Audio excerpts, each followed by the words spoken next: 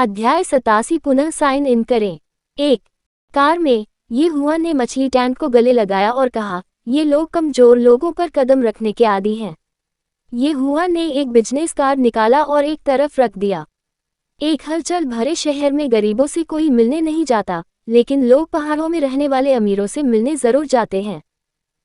ये लोग इन मछलियों जितने सम्मानित भी नहीं हैं, ये हुआन ने कहा। लियू यानरान, जो उनके बगल में थे, ने ये जुबान की ओर देखा और कहा, अध्यक्ष, वे भी अभी डरे हुए थे। मुझे यकीन है कि वे आज रात सो नहीं पाएंगे। यहाँ सड़क संकरी थी और ये जुबान के पास एक मछली टैंक था, इसलिए लियू यानरान ने असामान्य रूप से सावधानी से गाड़ी चलाई। ये देखकर कि एक तिपहिया साइकिल उसके सामने से गुजर रही थी, उसने बस कार रोक दी और उसके पहले गुजरने का इंतजार करने लगी। अप्रत्याशित रूप से उनकी कार पहले ही रुक चुकी थी। हालांकि कार के आगे साइकिल चला रहा एक बुजुर्ग धीरे धीरे उनकी कार के सामने गिर गया। लियू यानरान ने बूढ़े व्यक्ति को जमीन पर गिरते हुए देखा और देखने के लिए अपना सिर भी बाहर निकाला। उसने चिंता से पूछा, बूढ़े मास्टर, क्या आप ठीक हैं? वह बस दयालु थी। बूढ़े आदमी की पीठ देखकर वह निश्चित रूप से जवान नहीं था। इस तरह गिरना शायद अच्छा नहीं होगा। अप्रत्याशित रूप से लियू यानरान के चिंता वाले शब्दों ने उसे परेशान कर दिया। बूढ़ा व्यक्ति कठिनाई से पीछे मुड़ा और लियू यानरान की ओर देखा। फिर वह व्यस्त सड़कों पर चिल्लाया, हर कोई आओ और देखो। किसी को मारने के बाद वे गैर जिम्मेदार हो रहे हैं। देखो मैं कितनी बुरी तरह गिर गया। वे कार से बाहर भी नहीं निकले। विश्व का दिन ब दिन पतन होता जा रहा है। उनका विवेक कहाँ चला गया? ... बूढ़ा निश्चित रूप से एक मानक ड्रामा क्वीन था। उसका रोना उठते गिरते किसी पहाड़ी गीत जैसा लगता था। जब राहगीरों ने बूढ़े व्यक्ति की बातें सुनी तो वे रुक गए और लियू यानरान की दिशा में इशारा किया। क्या चल रहा है? क्या इस कार ने बूढ़े आदमी को टक्कर मार दी? बिल्कुल। क्या तुमने बूढ़े आदमी को रोते हुए नहीं सुना? उन्होंने कहा कि ड्राइवर अभी भी कार में बैठा है और उन्हें नज़रअंदाज कर रहा है। ऐसा कोई व्यक्ति कैसे हो सकता है? मुझे लगता है कि वह महिला भी लग्जरी कार चलाती है। उसने बूढ़े को जल्दी से अस्पताल क्यों नहीं भेजा? क्यों? तो क्या हुआ अगर वह फरारी चलाती है? सब लोग उस पर नजर रखें। उसे भागने मत दो। हम ऐसे अमीर और हृदयहीन व्यक्ति को कमजोरों पर अत्याचार नहीं करने दे सकते। राहगीरों ने लियू यानरान की निर्दयी और हृदयहीन होने के लिए आलोचना की। बूढ़ा पहले ही बहुत बुरी तरह गिर चुका था, लेकिन वह अभी भी कार में स्थिर होकर बैठी हुई थी। वह बहुत अमानवीय थी। लियू यानरान और ये जुबान ने असमंजस में एक दूसरे को देखा। क्या हो रहा था? वह बूढ़ा आदमी स्पष्टतः स्वयं नीचे गिर पड़ा। इसका उनसे क्या लेना देना? क्या ये घोटाला नहीं था? लियू यानरान गुस्से में थी और उसने अपना आपा खो दिया।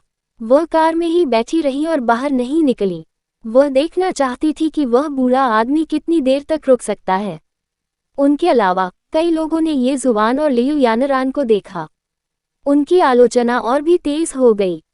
उन्हें ये भी नहीं पता था कि चीजें कैसे विकसित हुईं, लेकिन अब वे नैतिक रूप से ऊंचे स्थान पर खड़े थे और अपने दृढ़ विश्वास के साथ दो लोगों की आलोचना कर रहे थे।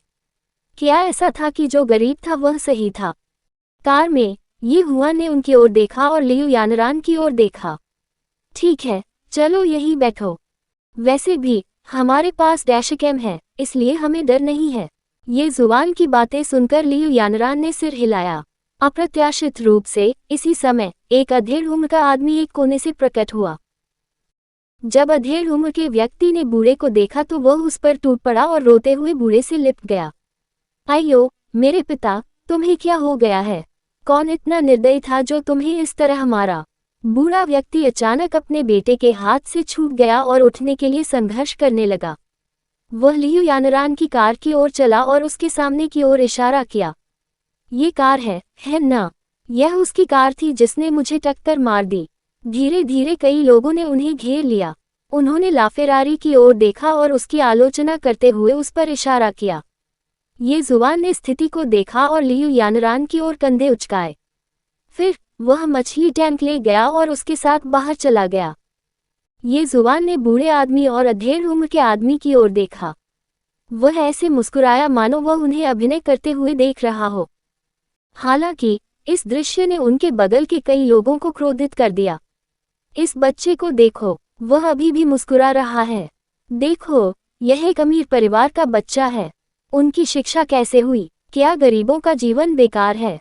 आओ, जल्दी से उसकी एक तस्वीर लें और उसे बेनकाब करने के लिए ऑनलाइन पोस्ट करें। यह महिला जो गाड़ी चला रही थी वह अभी कार से बाहर नहीं निकली। उसे अब डरना चाहिए, है ना? उनके बगल में विभिन्न आवाजें सुनाई दी।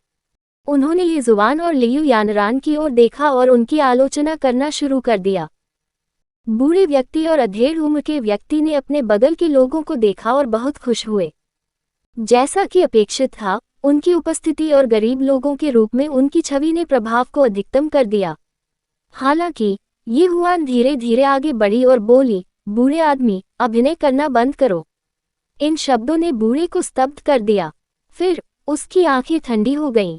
उसे उम्मीद नहीं थी कि ये जुबान जैसा छोटा बच्चा इतना सख्त होगा। फिर बूढ़ा और भी जोर से चिल्लाया। इस चीख ने प्रभाव को अधिकतम कर दिया, जिससे ये हुआन और अन्य लोग क्रोधित हो गए। ठीक है, बताओ तुम्हें कितना चाहिए? ये हुआ ने उन दोनों की ओर देखा और पूछा। मैं आपको बता दूं, अगर आप मुझे 100,000 युआन से कम कुछ भी देते हैं, तो आप आज जाने के बारे में भूल सकते हैं। इन शब्दों ने लियू यानरान की आंखें चौड़ी कर दी। वह स्तब्ध थी। हे भगवान, उसने अपना मुंह खोलते ही 100,000 युआन मांगे। कहानी खत्म। अलविदा।